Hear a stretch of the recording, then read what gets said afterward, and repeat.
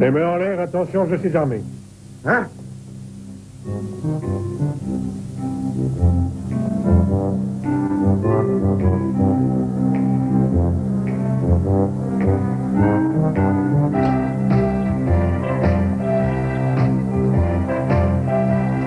Comte Rogia, c'est un grand honneur pour moi de vous voir. Enfin, Vanzi, vous croyez que c'est comme ça qu'on parle à un voleur?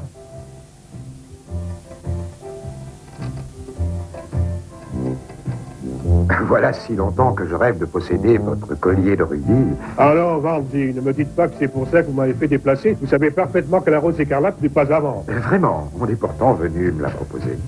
Ce qui veut dire? Que quelqu'un est en train d'essayer de la vendre. C'est une plaisanterie. Je peux vous assurer qu'elle est plus en sécurité que les joyaux de la couronne. Elle est chez moi à l'abri et ma femme va la voir régulièrement. Ce n'est pas un peu risqué. Au contraire, elle est enfermée dans un coffre-fort anglais absolument inviolable. Faites-nous confiance, nous n'avons pas regardé à la dépense pour protéger le symbole sacré et magique de ma famille, la fabuleuse Rose écarlate. Oh mon Dieu! Ah! Mon cher Gustave, je n'arrive toujours pas à y croire. Moi qui étais persuadé que ce coffre-fort était à toute épreuve. Le plus étrange, c'est qu'il n'y a aucune trace d'effraction. Reprenons point par point. Y avait-il quelqu'un d'autre, à part la comtesse et vous, qui avait connaissance de la combinaison? Personne? Mais peut-être l'aviez-vous noté quelque part? Non. Nous la savions par cœur. C'était les 4 chiffres de l'année de naissance d'Hannibal, notre fils. Pourquoi l'aurions-nous écrit? C'est le genre de choses qui ne s'oublie pas. Comtesse Albina, quelqu'un savait-il que votre coffre-fort contenait la rose écarlate? Non, personne. Tout le monde le savait. Nous étions tellement convaincus de l'inviolabilité de ce coffre-fort anglais que nous en parlions sans méfiance aucune avec nos amis. Et peut-être la serrure était-elle défaillante? Impossible, puisqu'il s'agit d'un modèle anglais.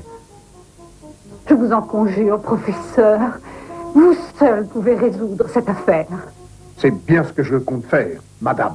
Grâce à la théorie du professeur Boiteau, les criminels n'ont plus d'échappatoire. La découverte de l'anthropologie comparée marque un tournant décisif dans l'histoire de la criminologie. C'est une donnée avec laquelle devront compter tous les détectives dignes de ce nom. Que dites-vous de tout cela, professeur? C'est très simple. En premier lieu, nous devrons préciser les caractéristiques physiologiques du criminel qui a dérobé le collier du comte Rodia, les malfaiteurs étant dotés de certaines particularités physiques.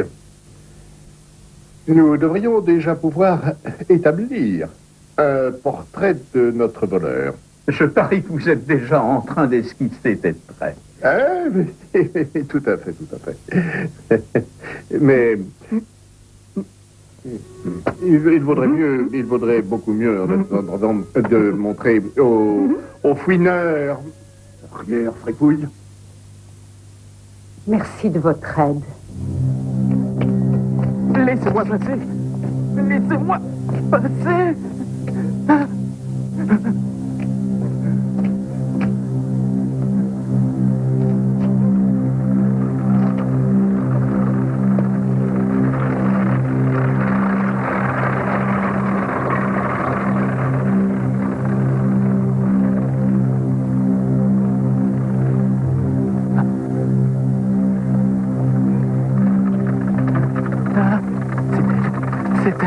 Anita, c'est toi? Anita! Anita! Anita, attends-moi! Attends-moi, c'est moi! Mon amour! Mon amour! Ah, Seigneur! Anita! Plus vite, j'ai peur! Attends-moi, mon amour! Attends-moi, Anita! Laisse-moi monter! Laisse-moi, je t'en supplie!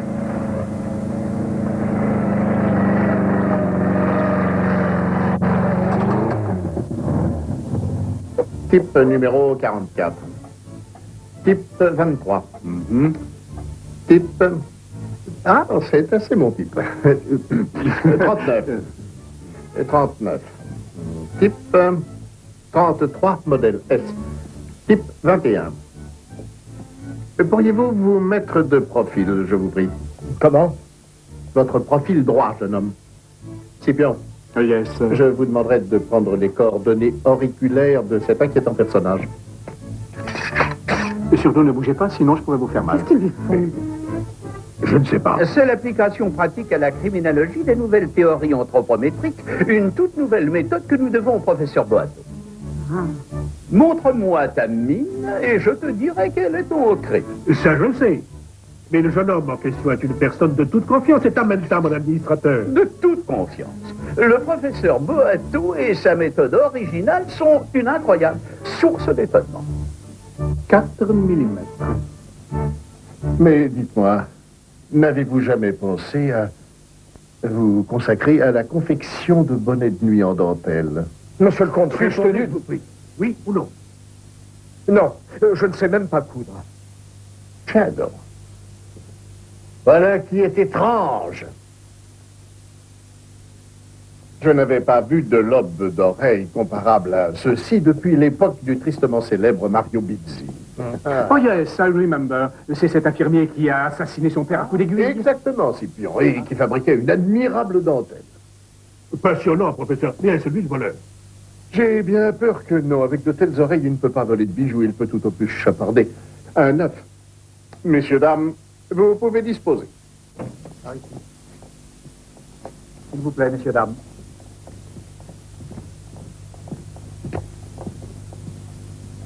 Monsieur le comte? Vous avez terminé, Oui, professeur? j'ai terminé. Vos employés n'ont rien à voir dans toute cette affaire. Ceci dit, mon cher ami, il y a 2 ou 3 petites choses que vous devez savoir. Nous avons pu observer 2 maniaques en état dépressif, un dentelier et un pédéraste. Qui ça? Que faites-vous du secret professionnel? Je compte sur vous pour me tenir au courant. En voiture. Commissaire, Qui est-il? nous avons du nouveau sur ce vagabond qui pourchasse les voitures. Ah, c'est complet. Il agit au grand jour maintenant. Il devient de plus en plus audacieux. Chaque jour, je reçois de nouvelles plaintes. Je ne sais plus quoi faire. Mais vous pensez que je ne suis pas au courant? Hier soir, il s'en est pris à la nièce de... Comment dire? Enfin, d'une de mes jolies protégées. Et savez-vous dans quelle voiture elle circule? Mais oui, une calèche. Ah, il doit avoir une prédilection particulière pour les calèches. Mais non d'un petit bonhomme, qui est-il? Ah, cela ne fait pas l'ombre d'un doute. C'est un pervers qui m'a l'air d'aimer les chevaux et détester les femmes. Croyez-moi, commissaire. Cet homme est un danger public. Nous devons mettre fin à ses agissements. En avant, c'est évident. À tout à l'heure. En avant. Oh, au revoir. Au revoir, commissaire. Oh, il n'y a pas le feu. Anita! Cette folie, je suis certaine qu'elle est inoffensive. Et si c'était Jacques Léventreur? Anita! Attention, mademoiselle. Allez, hop, que faire? Oh non! Elle est folle, cette donzelle. Arrête de gigoter! Oh, quelle santé! Encore une de ces bourgeoises qui sont canailles. Anita! Arrêtez de toucher! Ah non, mais qu'est-ce que tu fais? On va te déshabiller tout de même! Oh, mais où vas-tu? Où vas-tu? Oh! Attrapez-le! Attrapez-le! Oh mon Dieu! Attrapez-le. Je t'aime, Anita. Anita. On l'a eu. Comment ça va, si pieux? Tout va bien, commissaire! À part mon porte-gartel qui me sert un peu. Mademoiselle Anita, qui va me payer? Vous ou lui? Commissaire! Embarquez aussi le cocher, il a été insolent. Ah, le French Cancan. Elles sont formidables. Je les ai fait venir spécialement de Paris. Le Moulin Rouge. Ah, c'est quelque chose tout de même. Oh, Paris.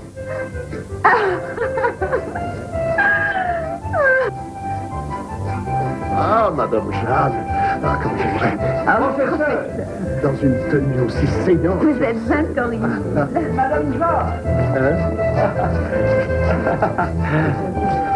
Madame Jeanne, c'est toujours un plaisir pour moi. Professeur Boato, mes respects. Je suis heureux de vous annoncer l'arrestation du maniaque des Calais. Quel soulagement si vous saviez la peur que j'ai eue. Grâce à vous, le cauchemar est terminé. Oh, madame. Excuse me, cette femme. Elle ne manque pas d'audace. J'ai l'impression que je la connais. Tu m'as appelé, ma belle? On se connaît tous les deux. Évidemment qu'on se connaît, seulement je suis aussi incognito. Et c'est moi. Oh, Scipion, vous n'avez pas honte. Vous êtes encore plus pervers que je ne le pensais. Ah mais non, mais c'est... Mais non, c'est pour le travail. J'ai hâte que vous voyez ce maniaque. Une voiture nous attend à la porte. Oui. Non, touche pas, tu vas écraser mes tomates.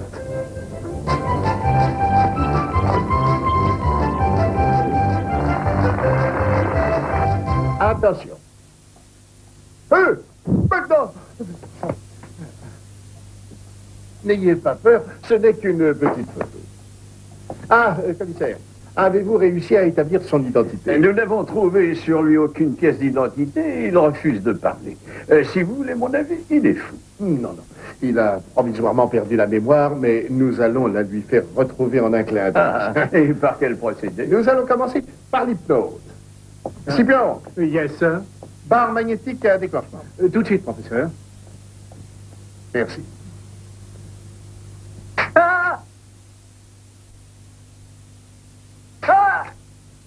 Merci. Et maintenant, musique. Je vais te faire dormir. Regarde ma montre. Regarde fixement ma montre.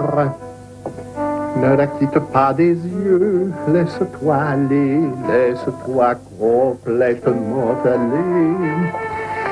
Tu redeviens un petit enfant, un tout petit enfant, et tu sais comment tu t'appelles. Tu sais très bien comment tu t'appelles, et tu vas me le dire. Comment t'appelles-tu? Petit garnement, veux-tu me dire comment tu t'appelles? Tu vas avoir la fessée. Menteur! Tu ne t'appelles pas Ciccio Ferrante. Professeur, vous avez hypnotisé le commissaire. Oh, le malheureux. Je peux avoir un bon dos, s'il vous plaît? Le professeur, dans mon sac à main, il doit y avoir une sucette. C'est bon, les sucettes, je peux en Vous vous avoir... promenez avec une sucette? Ah oui, toujours. Alors donnez-la lui. Tenez, Miam, miam. ça fait rien. C'est écœurant. Merci, maman. Réveillez-vous. Oui, papa. C'est un ordre. Commissaire. Par tous les saints. Tu redeviens petit enfant et tu vas me dire comment tu t'appelles. Vous avez entendu, Victoire? Il s'appelle Anita. Attends. Anita, cette fois ton compte est bon. Je pars avec toi. Anita, vous êtes dans l'état d'arrestation. 15 ans, les menottes.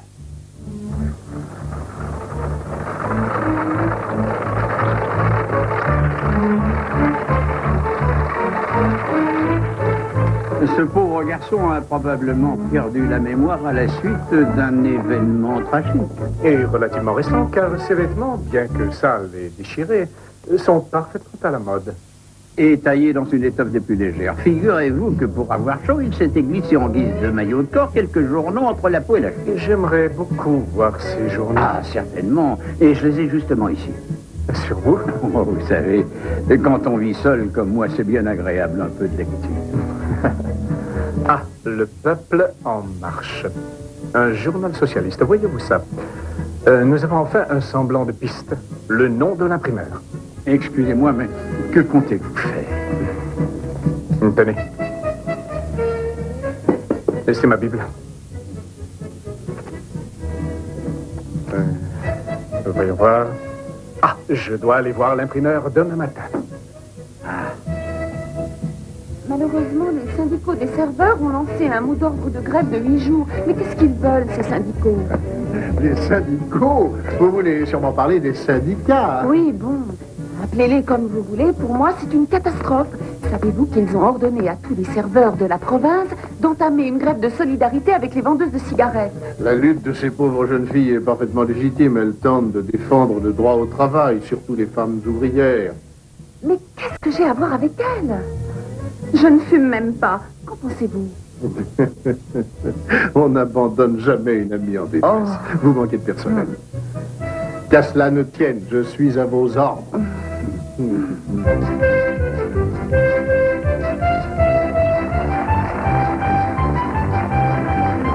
Vous ne pensez pas que vous auriez pu me préciser la nature du service que nous devions rendre à Madame Alors, mon ami, calmez-vous. Vous semblez oublier que nous devons beaucoup à Madame Jeanne. Nous lui devons même 2000 livres. Oh, alors là, permettez-moi de rectifier. Vous lui devez 2000 livres. Oh, mais j'y pense. Il y a du nouveau au sujet de notre maniaque. Figurez-vous que c'est un leader anarchiste. Que me chantez-vous là? Ce navet, un anarchiste? Soyons sérieux, enfin, ça c'est du délire. C'est ce que m'a dit le directeur du Peuple en Marche. Je lui ai fait Non, remarquer... vous n'avez droit qu'à un verre avec le menu. D'après lui, il s'agirait de Bakounine, du célèbre Bakounine de Saint-Pétersbourg. Je sais qu'il est socialiste, mais en fait, pas sincère. Oui, monsieur, on ne vous a pas oublié. Enfin, c'est impossible. Les anarchistes ont la barbe courte et clairsemée, les lèvres minces et serrées. Et vous savez très bien que notre amnésique n'a aucune de ces caractéristiques physiognomiques. Oh, il n'a pas non plus des lèvres de Professeur. Mamelouk. Professeur, peut-être arriverez-vous à la convaincre? Alors, ça vient? Oh, Scipion, soyez gentil d'aller voir ce que veut ce troglodyte. Yes. Cet enfant finira par me rendre folle. D'abord, elle prétend vouloir travailler. Et maintenant qu'elle pourrait enfin se rendre utile... Toute travailleuse qui se respecte a le devoir de s'unir à la lutte de nos courageuses camarades grévistes. Mais ça fait à peine 1 heure que tu travailles. Ah, tu sais, voilà une tenue qui te va ravir. Tu es superbe. Alors, au travail. Merci. Professeur, Oui. vous vous souvenez de moi? Oui, le dentelier. Je voudrais vous faire part d'un détail Oh, qui me paraît avoir son importance. Voilà ce dont il s'agit. La comtesse Rodgia est persuadée que son fils Hannibal est à Saint-Pétersbourg. Et alors? Eh bien, 2 jours après son supposé départ, je l'ai vu ici à Turin. Et si Albina... enfin, si la comtesse venait à le savoir, ça lui briserait le cœur. En même temps, mon cher ami, j'ai l'impression qu'un certain jeune homme a déjà brisé le cœur de la pauvre comtesse. Est-ce que je me trompe? Vous avez raison, on ne peut rien vous cacher. Un vermouth, s'il vous plaît. Yes, sir, je vous l'apporte. Vous êtes anglais? Qu'est-ce? Non. Ah, excusez-moi. Savez-vous en quelle année est né le fils de la comtesse? Bien sûr. 1880, en mars. Le 13 mars 1880. C'est-à-dire le même jour que vous. Oui, même année, même mois, même jour. Il y a comme ça, dans la littérature, de nombreux exemples de femmes qui tombent amoureuses d'un homme de l'âge de leur fils. Et il paraît qu'un certain docteur Freud est en train de se pencher sur des cas de ce genre. Stupidité! Vous n'allez pas croire toutes les niaiseries de ce vieux cinglé, ce Freud. On ferait bien de l'enfermer. J'apporte le vermouth.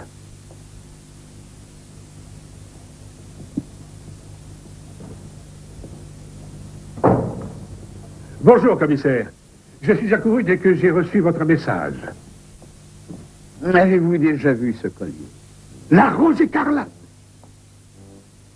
Commissaire, c'est un miracle grâce à vous. Malheureusement, il a été retrouvé dans des circonstances dramatiques. Homicide. Est-ce que par hasard le nom d'Anita Boskin vous dirait quelque chose?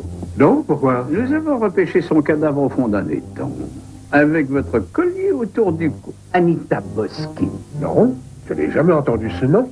Mais tout est bien qui finit bien. Vous devriez demander à Vanzi s'il la connaît. Je crois que cette femme est venue lui proposer la rose écarlate. Merci, mais à quoi croyez-vous que je passe mes journées à réchauffer mon fauteuil? C'est déjà fait, j'ai déjà entendu, monsieur Vanzi. Merci d'être passé. C'est moi qui vous remercie, Je vous commissaire. en prie.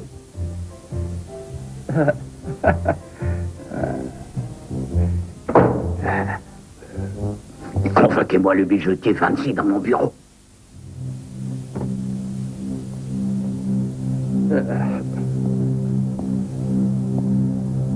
Je peux? Il n'y a aucun doute. Ah oui, c'est bien elle qui est venue me proposer le collier du contre-dieu. Excusez-moi, je suis asthmatique et j'ai l'estomac un peu fragile. Tenez, buvez un peu d'eau de vie et ça vous fera du bien. Non, ça va me rendre malade. Mais si buvez, ne faites pas Je la ne bois pas. Voilà, ça va mieux. Non, si bien. Vous voyez que ça va mieux. Et suivez-moi. Je vous ai dit que je ne buvais pas.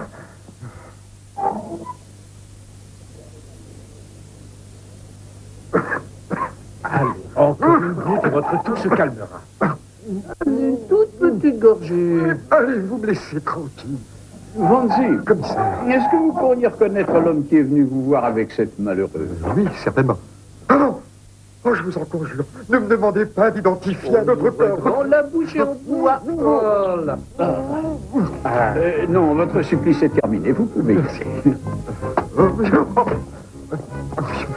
Vanzi, vous êtes ivre, ma parole. Et il est à peine 10 heures. Vous n'avez pas honte? Je me sens mal. C'est le torboyau du grand-père de Giulietta. Come un colpo di cannone, come un colpo di cannone, un tremoto, un temporale. Quelle marque préférez-vous? Napoléon? Roméo? Peter Stevens? Cavour? Non, je suis le professeur Brunto. Petit et dorénavant, il faudrait que tu t'en souviennes. T'es d'accord? Merci, ma jolie, merci beaucoup.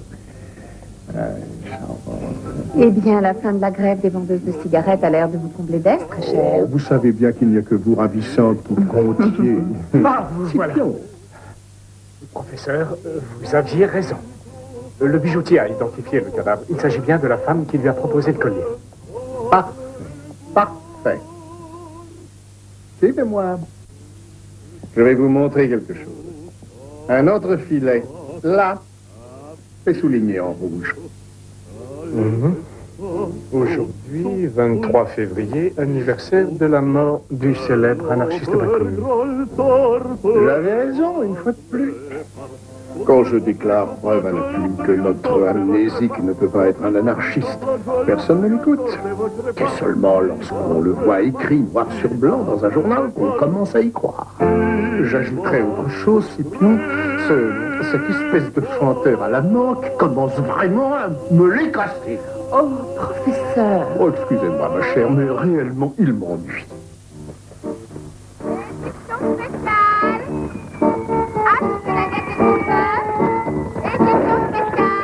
Vous avez vu cette automobile? C'est celle de l'anglais. Mais vous délirez, mon ami, cet homme est sicilien. Elle est splendide. La voiture est anglaise de folie.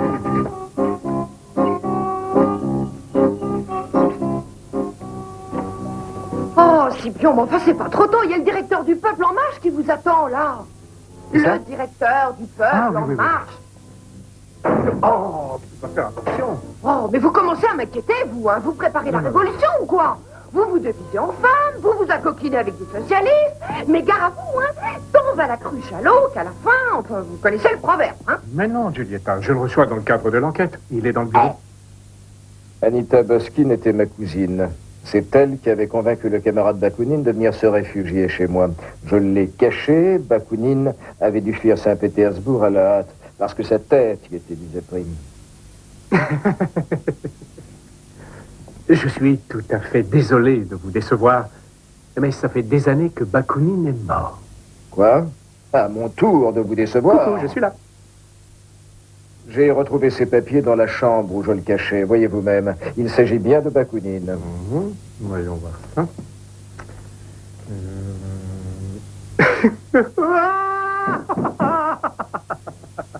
Ah, ça perlotte, merci 1000 fois. Bakounine né le 13 mars 1880. Apprenez que ce n'est pas la date de naissance de Bakounine, mais la combinaison qui ouvre le coffre-fort du comte. Ah, je vous remercie de votre aide.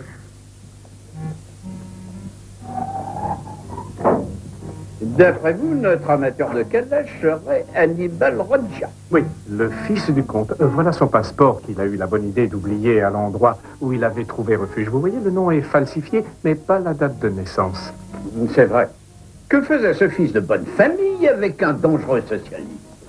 Et pourquoi se faisait-il passer pour un autre, pour Bakounine? Un anarchiste? Ah, ce n'est pas tout, ce n'est pas tout. Attendez la suite. Et il y a mieux. Figurez-vous que c'est Anita Boskin, la jeune fille dont on a repêché le cadavre avec la rose écarlate au cou, qui l'a convaincue d'aller se cacher à l'imprimerie. Non, ça n'a ni queue ni tête. Pourquoi Hannibal Rodja se serait-il caché comme un voleur? Parce que c'en est un, justement. C'est lui qui a pris la rose écarlate dans le coffre de son père. Non, et pourquoi aurait-il fait une telle chose? Par amour pour Anita, évidemment, quand on y réfléchit bien, tout nous conduit à elle. C'est elle qui est allée chez le bijoutier. Le témoignage de Vanzi est formel sur ce point, et c'est elle que nous avons retrouvée avec le collier. On l'a d'ailleurs retrouvée légèrement morte. Alors Hannibal Rodja serait... Non, j'y crois pas, c'est impossible. De toute façon, vous n'avez pas de preuves. Professeur, je crois que c'est mon pied qui est sous votre canne. La souffrance n'est qu'un mot, Scipion. Yes. Jusque-là, je veux mon cours pourrais jusque-là. Salut, Jaco. Qu'est-ce qu'il est chou, celui-là?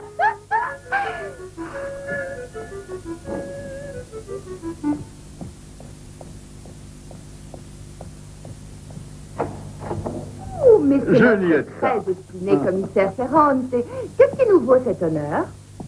Oh. Ah, commissaire, le professeur vous attend dans son bureau. Allez, avant. Par ici. Avant. On plaît qu'il y a une belle trombine de criminels. Bon, enfin, Juliette, qu'est-ce que tu me chantes là? Tu n'es pas à même de juger. Et comment? Depuis le temps que je suis au service du professeur, je sais repérer un assassin, et plus sûrement qu'un capitaine de carabiniers, non? Très bien. Et puis-je te demander quels sont les éléments qui te mènent à cette conclusion? Mais ce regard concupiscent, cette petite lueur assassine dans les yeux, cette bouche aux lèvres avides. Oh, je suis certaine que c'est une véritable bête, une brute sans pitié. Ça crève les yeux. Tenez, vous avez vu ses mains? Oh. Eh bien, Scipion, j'attends. Non, j'arrive tout de suite, professeur. J'en suis toute tremblante. Mais moi aussi, c'est morte. Préparez-moi le braillomètre. Et vite. Professeur, je doute que cet homme soit en état de supporter une telle expérience. Vous avez fini de me contredire à tout bout de champ? Qui est médecin ici, vous ou moi? Vous n'allez pas m'apprendre mon métier. Excusez-moi. Dépêchons. Professeur Scipion, médecin. Excusez-moi. Voulez-vous vous lever un instant? Voilà. Enlevez votre manteau, s'il vous plaît. Suivez-moi. C'est une expérience parfaitement inoffensive. Asseyez-vous là, je vous en prie. Voilà. Et vous me tenez ça. Ne vous inquiétez pas, tout va très bien se passer. Elle vient de Sibérie. Car il n'y a que sous cette latitude que la température avoisine parfois les moins 80 degrés. Scipion, qu'est-ce que vous attendez, bougre d'idiot? Elle commence à fondre? J'attends votre signal. Allez! Anita! Anita! Anita, c'est la femme de Garibaldi. Il est amoureux d'elle. Voulez-vous mettre ce masque, monsieur le comte? Voilà, c'est fini, c'est fini. Voilà. Calmez-vous, c'est fini. Oh, j'avais oublié d'enlever la glace, pardon. C'est froid. Scipion, j'attends. Professeur, 184 et quelques. C'est bien ce que je pensais. Tonalité bien au-dessus de la moyenne dans les voyelles nasales fermées et les consonnes supérieures. Vous en êtes sûr? Certain.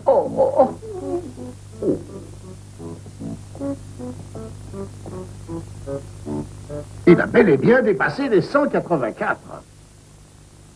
King Kong. Mes compliments, professeur. Grâce à vous, la preuve est faite de son innocence. Non, Tenez, monsieur Non. le comte, votre manteau. cher commissaire, bien au contraire. Cet homme est coupable. Dans ce cas contretien, en vertu des pouvoirs qui me sont conférés au nom de Sa Majesté, je vous annonce que vous êtes en état d'arrestation. Les menottes. Oh, je vous en prie. Je vous accompagne afin de signer l'expertise. Julietta, mon chapeau et ma canne. Anita!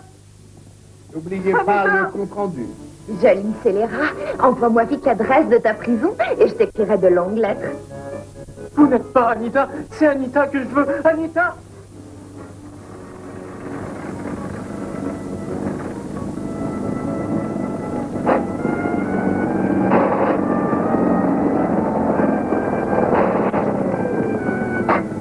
Comment avez-vous pu commettre une telle erreur? J'étais persuadé d'avoir bien assimilé vos méthodes anthropométriques. Et il m'est apparu que ce jeune homme n'avait pas une seule des caractéristiques du criminel. Évidemment.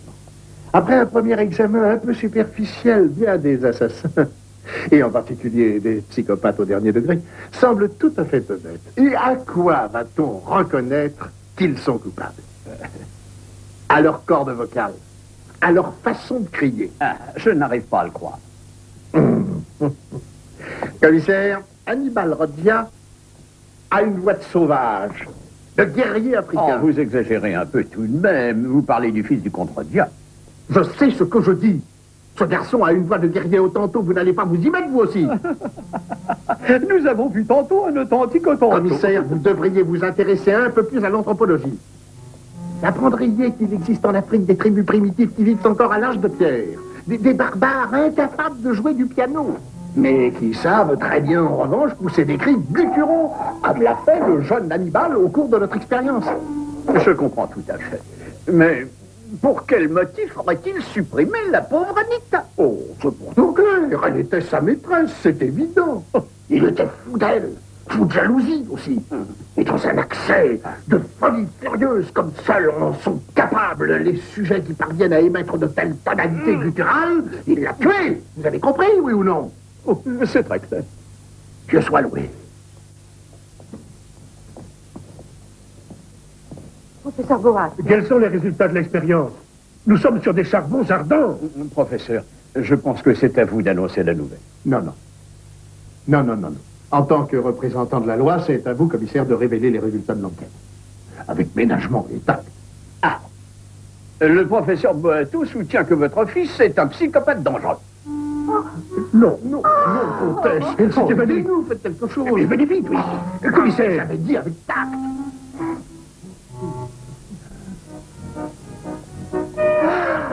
Je ne comprends pas. Je n'arrive pas à remettre la main sur le sucrier que Fabergé avait offert au duc de Prescovie.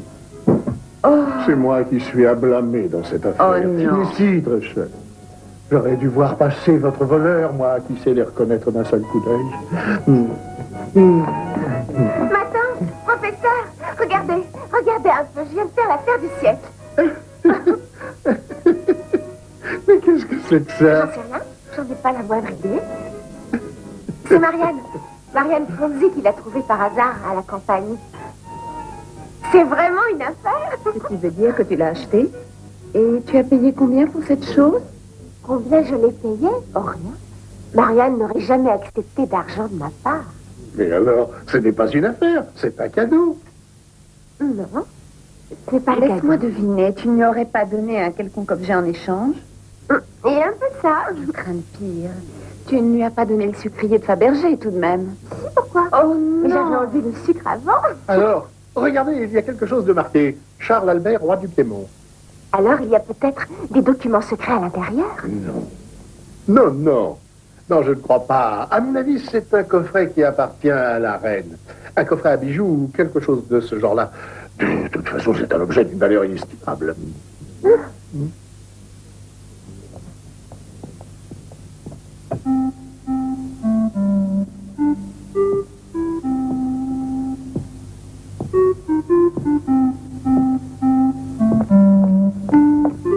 Excusez-moi de vous déranger en plein travail, mais j'ai recopié votre modèle de lettre. Drôlement coquine, d'ailleurs. Seulement, je sèche sur le début. Enfin quoi, vous préférez quoi? Délicieux Hannibal ou alors Comte chéri? Le mieux serait de commencer par mon cher Contredia. Roger. Julietta, tu sais très bien que je n'aime pas être associé de quelconque manière à tes diverses stockades. Alors n'essaie pas surtout de m'y impliquer. Oh non, loin de moi cette idée, professeur. Qu'est-ce que vous diriez si j'attaquais par mon cher petit comte Rogia? Si tu comptes faire des comptes, fais-les Hors avec moi. d'ici, effronté! Eureka! Enfin, une piste tangible, professeur. Nous avançons à grands pas. Notre homme fumait de l'eucalyptus. C'est un remède très courant contre l'asthme. Vous perdez votre temps, Scipion. Dites-moi plutôt ce que vous pensez de mon article. Un cas d'atavisme paléo-africain bouleverse l'Italie du Nord-Est. Un authentique Otranto natif de Turin. Attentat d'un authentique Otranto. Vous préférez pas le mystère du jeune comte amateur de calèche? Mais à quel mystère faites-vous allusion? L'affaire est résolue. La lumière a été faite grâce à l'efficacité de ma méthode scientifique. Alors dites-moi à qui appartient cette robe de chambre que j'ai trouvée chez Anita Boskin et, si je peux me permettre, quelle est l'origine de ces feuilles d'eucalyptus qui se trouvaient dans le narguilé? And à qui appartiennent ces pantoufles trop grandes pour le jeune Hannibal? Mais vous m'embêtez avec tout ce fatras. Le professeur Boileau, je vous prie, je suis le comte Amedeo Roggia. Encore un conte? Dire qu'il n'y a pas si longtemps, j'avais jamais vu de conte. Et v'là-t-il pas qu'on les compte plus? Mais enfin, qui êtes-vous? Je suis une admiratrice secrète de votre adorable rejeton, le tout petit Hannibal. Alors ça, c'est pas croyable, c'est pas incroyable. Exactement la même tête d'assassin. Et ses yeux de fauve. Ça suffit, Julietta. Bourreau de cœur. À plus tard. Professeur, c'est la catastrophe, je suis ruiné. Par pitié, aidez-moi. Mais qu'ai-je fait au ciel pour mériter de telles calamités? Allons, mon cher comte, reprenez-vous et racontez-moi ce qui vous arrive, mais calmement. La rose écarlate. Le collier que vous aviez retrouvé n'est pas le vrai. Alors il est faux. C'est pas probable. Presque faux. Les rubis sont authentiques, mais d'une valeur bien inférieure aux pierres magnifiques de la rose écarlate. Il s'agit donc d'une copie bien faite. Impossible de la distinguer du modèle original. Aidez-moi, je vous en conjure, je n'en peux plus. Le téléphone, professeur. Répondez, je vous prie. Je ne suis là pour personne. Allô? Quoi? Mais où? Pardon? Ma tourterelle, mon joli moineau, fais-moi une tarte avec des pruneaux. Allô? Il a raccroché. Ça ne m'étonne pas, vous chantez comme un pied. Qui était-ce? Un certain Passariello qui disait avoir des nouvelles de la rose écarlate. C'est pas possible. Il a aussi des révélations à faire sur la mort mystérieuse d'Anita Boskin. Il voudrait vous rencontrer, professeur. Ah, mais enfin, Scipion, si je devais rencontrer les milliers de maniaques en tout genre qui persistent à me téléphoner ou à m'écrire, je passerais ma vie entière sur les routes. Mais qu'est-ce que c'était, cette chanson? C'est le signe de reconnaissance pour le rendez-vous. L'un commence à chanter « Ma tourterelle, mon joli moineau, fais-moi une tarte avec des pruneaux. » Ma tourterelle, mon joli moineau. Oh, ça y est, j'ai trouvé. Je vais lui écrire une lettre musicale.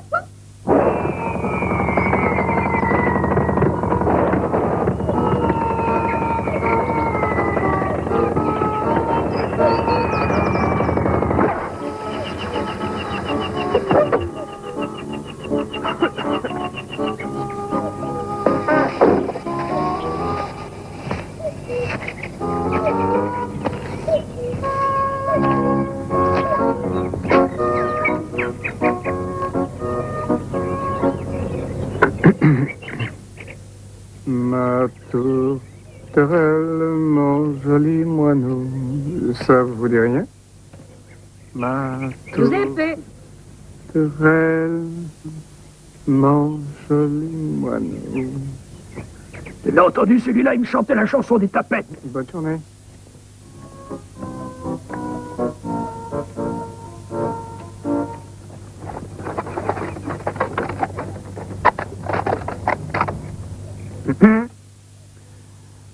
Ma tourterelle, mon joli moineau, fais-moi une tarte avec des... Non, vous avez mal compris. Oh non, vous n'êtes pas du tout mon genre. Non, c'est simplement un mot de passe.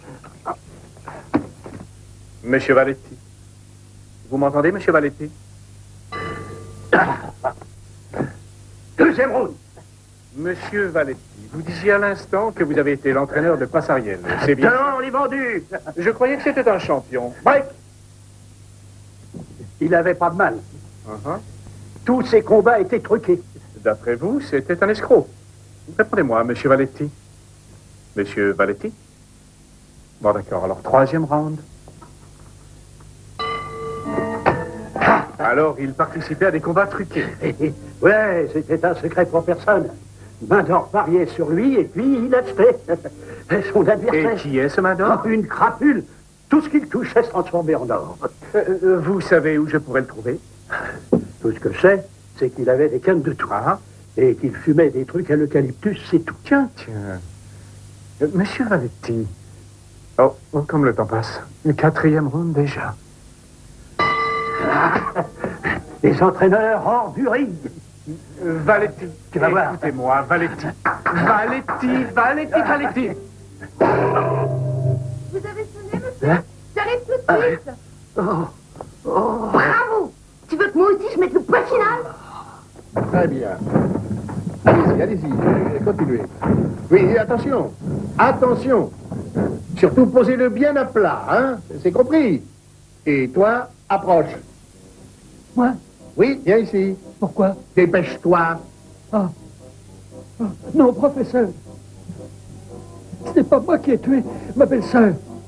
Mais regardez-moi, j'ai pas une tête de Ne meurtrier. t'inquiète pas, mon petit, je voulais t'emprunter ton tournevis et ton marteau. C'est tout. Merci. N'aie pas peur. Merci, professeur. Professeur! Oui, Mais qu'est-ce que c'est que cet engin? une surprise. Patience, attendez. Et vous verrez ce que je vous ai préparé pour ce soir. Vous verrez, ma chère Jeanne. Je verrai, mais tout ça ne me rendra pas le sucrier de Fabergé. Il n'y a pas une minute à perdre. Dépêchez-vous. Non, enfin, quoi. Attention, ce sont des obus. Couchez-vous, ils risquent d'exploser à tout instant. Ne vous inquiétez pas, commissaire. Nous les avons désamorcés. Ils sont inoffensifs. Ça n'a pas sauté. Non, je peux vous l'assurer, sinon ce serait déjà fait. Scipion, reposez-moi ça, ce ne sont pas des lois. Allons-y. Allons nous couvrir de ridicule. Rien ne vous oblige à m'accompagner. Je sais.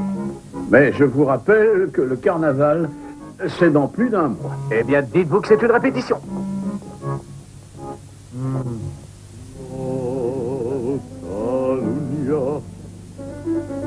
Nous ferions mieux d'aller voir un forgeron ou un antiquaire. Tu arriverais tout seul. Au moins un antiquaire, il nous dirait ce que c'est et combien ça peut valoir. Pourrais-je avoir un peu de silence?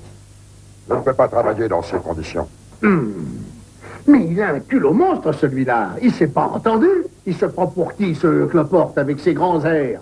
À propos d'air, je vous assure que ce soir, il va être servi. Professeur, vous allez finir par vous blesser.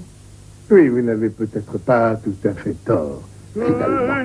Je me demande si je ne vais pas aller voir un antiquaire. Ou alors, pourquoi pas, un certain bijoutier qui saura nous répondre. Vous en avoir combien? seul. Ah, immense regrettation. Mais pourquoi? Parce que j'ai 15 épouses jalouses comme tigresse. Ah, ça ne pose aucun problème. Si vous le désirez, je vous en fais 14 absolument identiques à celui-ci. Excusez-moi un petit Je instant. prie pour vous.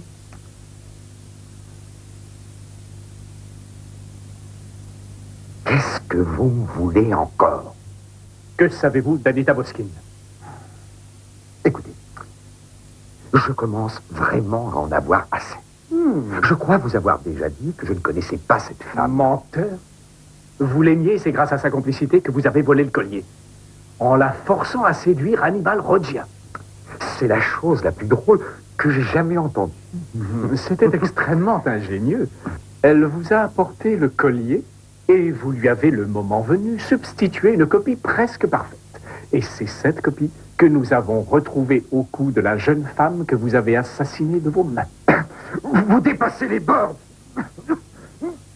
Vous ne pouvez pas m'accuser sans preuve. Avouez, c'est vous le meurtrier d'Anita. Main d'or. Tu ne vivras pas assez longtemps. Commissaire! Désolé pour les cas. Lâchez-moi. Vous ne m'aurez pas. Non, attention, Scipion. Non, n'avancez pas. Banshee, ne faites pas l'enfant. Enfin, vous ne croyez tout de même pas nous faire peur avec ce vieux tromblon d'opérette. N'avancez pas ou je vous fais éclater la cervelle. C'est clair? C'est à vous de jouer, commissaire. Elle s'est plaisanté, Vanzi. C'est la nouvelle arme secrète de la police? Le costume était livré à La garde demeure, mais ne se rend pas. Occupez-vous de la porte, commissaire. Moi, je me charge de... Très bien, vous l'aurez voulu. Bien fait, c'est pas de malheur. Crapule! Bien joué. C'est le moment, il a lâché son arme.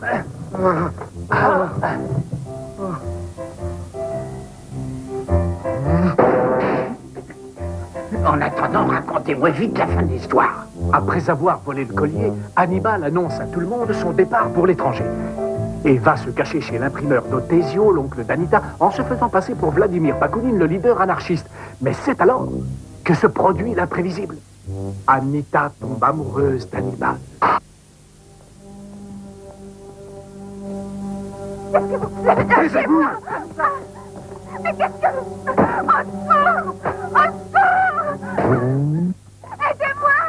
Au secours! Qui est-ce qui frappe à cette heure de la nuit? Pauvre garçon, traumatisé par l'enlèvement d'Anita, il erre dans les rues à sa recherche, tandis que Vanzi, fou de jalousie, étrangle la malheureuse jeune femme. Point sanguinaire! Il passe ensuite une copie de la rose écarlate autour du cou de sa victime et jette son cadavre au fond d'un étang où nous le repêcherons peu après. Ceci afin de brouiller les pistes. Il lui reste alors encore une chose à faire. Vanzi doit se débarrasser d'un témoin gênant, Passariello, un ancien boxeur. Et c'est lui qui ce soir-là a conduit la calèche. Pressentant le danger, il me donne rendez-vous. Ma tourterelle, mon joli moineau. Mais avant que j'ai pu le rencontrer, Vanzi l'assassine. Vous avez tout à fait raison, mais comment en êtes-vous venu à me soupçonner? Vous avez été trahi par votre tout. J'ai retrouvé des feuilles d'eucalyptus chez Anita. Ensuite, j'ai découvert que Main d'Or avait une prédilection pour l'eucalyptus. J'en ai tiré mes conclusions. Je vais te tuer. Ça suffit, Vanzi. Baissez votre arme et dites-moi ce que vous avez fait du collier. Jamais. Trouvez-le vous-même si vous en êtes capable. Bonsoir, Vanzi, je vous dérange. Pouvez-vous me dire quel est cet objet tout à fait?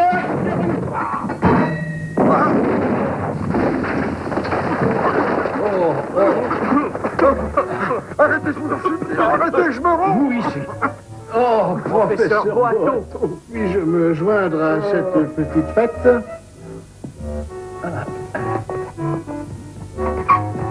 Farceur! Professeur, c'est Vanzi le coupable. C'est lui qui a volé la rose écarlate et c'est lui qui a assassiné Anita Boschi. Vous avez besoin de hurler comme ça? Calmez-vous, Scipion. Vous êtes un crétin doublé d'un imbécile. Vous me décevez. Avec vos belles initiatives, vous avez failli... Ah non, professeur. Non, vous vous trompez. Vous devriez le féliciter. Oui? Bien. Dites-moi alors où se trouve la rose écarlate. Eh bien, à vrai dire, nous ne l'avons pas encore bien cherchée. Mais cette crapule refuse de nous dire où elle est. Qu'est-ce que c'est? Ah, c'est de l'alcool de cerise. J'en bois pour me calmer les nerfs. Ça ne peut pas faire de mal. Tiens, je croyais que vous ne buviez pas. Vous permettez? Non. Ouvrez la main, commissaire. Goûtons à cet alcool de cerise. Mais c'est la rose écarlate. Autrement dit, vous étiez déjà au courant.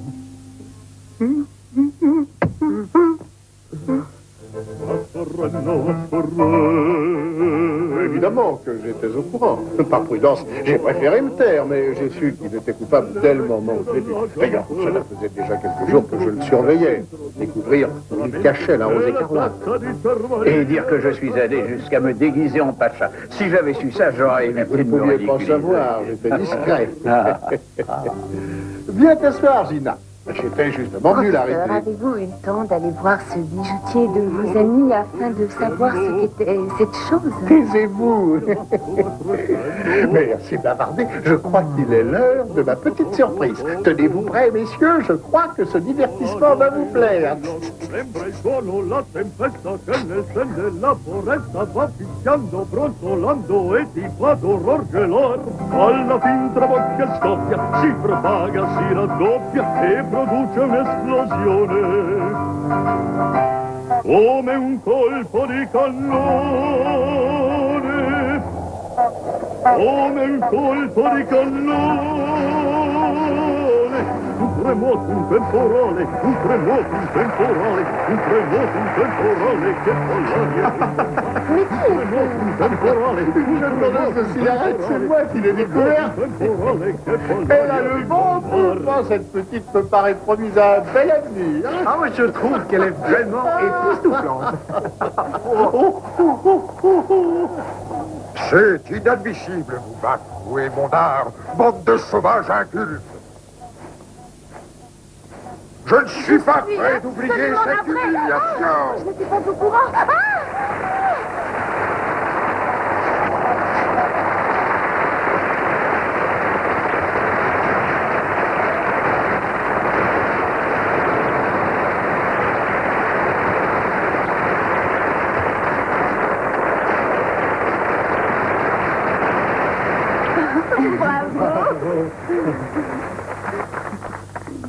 Gustave, mon ami, nous avons eu la preuve une fois encore de votre génie.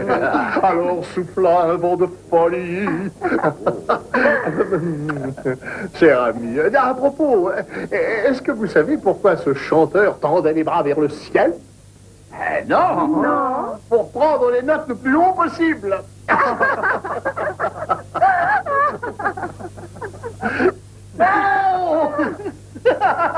Très amusant. En tout cas, souhaitons-lui bon vent.